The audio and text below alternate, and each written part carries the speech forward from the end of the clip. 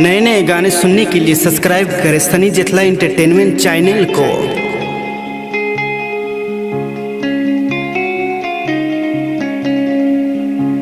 Magadh star music herbal. इसको अमृत समझ कर पिया तू, गंगा माता को आसन दिया तू। तीनों लोकों में नाम तेरा, तेरे ऊपर है सृष्टि सारा।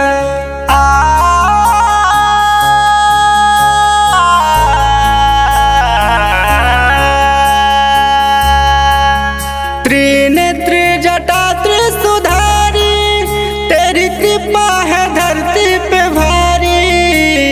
हर हर शंभु हर शिव शंकरा, हर हर शंभु हर शिव शंकरा।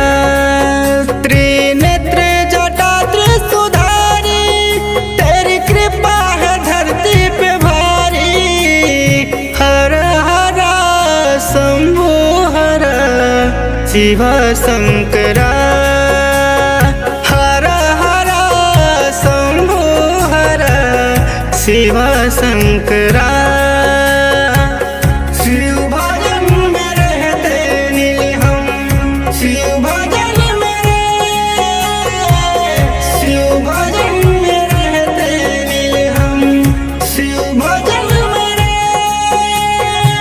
जिनके लिए माता पार्वती 14 वर्षों का तप है किए, काट करना वशिष्ठ रावण ने तेरे चरणों में दे ही दिए।